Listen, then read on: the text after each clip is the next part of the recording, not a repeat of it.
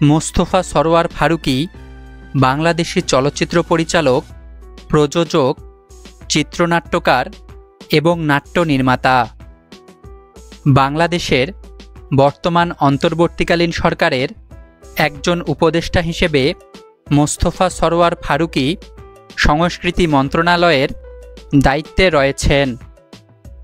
মোস্তফা সরোয়ার ফারুকী ভিন্নধর্মী এবং দর্শকপ্রিয় বেশ কিছু চলচ্চিত্র এবং ধারাবাহিক নাটক পরিচালনা করেছেন।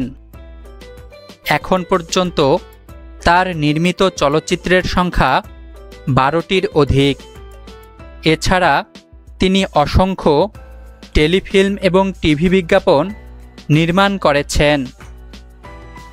এই এপিসোডে উপদেষ্টা মোস্তফা সরোয়ার ফারুকীর জীবনের নানা দিক সম্পর্কে আলোচনা করা হবে।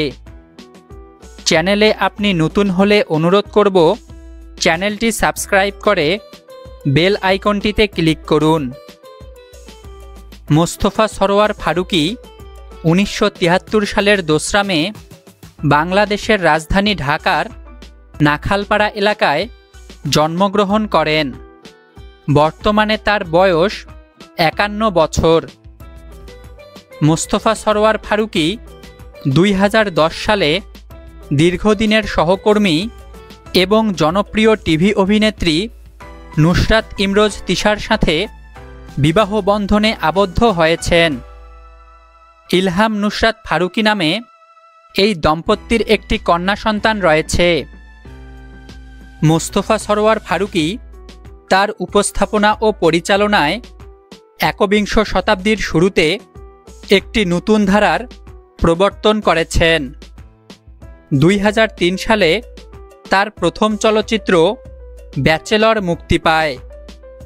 তার দ্বিতীয় চলচ্চিত্র মেড ইন বাংলাদেশ, এটি একটি রাজনৈতিক ব্যঙ্গাত্মকধর্মী cinema. Third person singular number ফারুকীর নির্মিত তৃতীয় চলচ্চিত্র। এই চলচ্চিত্রটি ফারুকীকে ব্যাপক জনপ্রিয়তা এনে দেয়। ফারুকীর নির্মিত টেলিভিশন চলচ্চিত্রটি 2012 সালে মুক্তি পায়। এটি ছিল তার নির্মিত চতুর্থ চলচ্চিত্র। এই চলচ্চিত্রটি 2013 সালে গ্র্যান্ড জুরি পুরস্কার সহ 5টি আন্তর্জাতিক পুরস্কার অর্জন করে। তার পঞ্চম চলচ্চিত্র পিঁপড়াবিদ্যা এবং ষষ্ঠ চলচ্চিত্র ডুব, দুটো চলচ্চিত্রই ব্যাপকভাবে আলোচিত ও সমালোচিত হয়। ডুব চলচ্চিত্রটিতে প্রধান চরিত্রে অভিনয় করেছেন বলিউড তারকা ইরফান খান। এই চলচ্চিত্রটি 2017 সালে মস্কো আন্তর্জাতিক চলচ্চিত্র উৎসবে কমারসান্ত জুরি পুরস্কার অর্জন করে। ফারুকীর নির্মিত বেশ কয়েকটি চলচ্চিত্র মুক্তির অপেক্ষায় রয়েছে, যার মধ্যে উল্লেখযোগ্য হচ্ছে হোলি আর্টিসান রেস্তোরাঁয় হামলার ঘটনা নিয়ে নির্মিত শনিবার বিকেল। নাটক চলচ্চিত্রের পাশাপাশি মোস্তফা সরোয়ার ফারুকী স্থানীয় ও আন্তর্জাতিক বিভিন্ন ব্র্যান্ডের জন্য বিজ্ঞাপন নির্মাণ করেন। 2024 সালের জুলাই বিপ্লবে মোস্তফা সরোয়ার ফারুকী শুরু থেকেই ছাত্রদের পক্ষে ছিলেন। শেখ হাসিনার পতনের পর অন্তর্বর্তীকালীন সরকার গঠন করা হলে মোস্তফা সরোয়ার ফারুকী সংস্কৃতি বিষয়ক মন্ত্রণালয়ের উপদেষ্টা হিসেবে দায়িত্ব পান। মোস্তফা সরোয়ার ফারুকী তার নিজস্ব ঢঙে নাটক চলচ্চিত্র নির্মাণের তাগিদে ছবিয়াল নামে একটি সংগঠন তৈরি করেন। তিনি নিজেই এই সংগঠনের পুরোধা ব্যক্তিত্ব।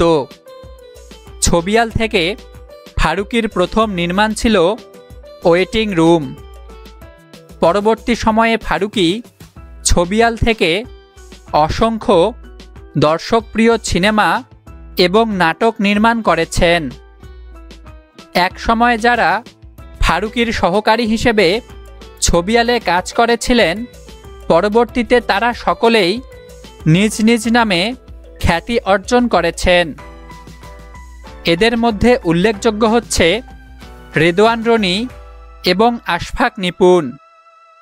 অনেকেই তাদের এই গ্রুপকে ভাই ব্রাদার নামে ডাকে।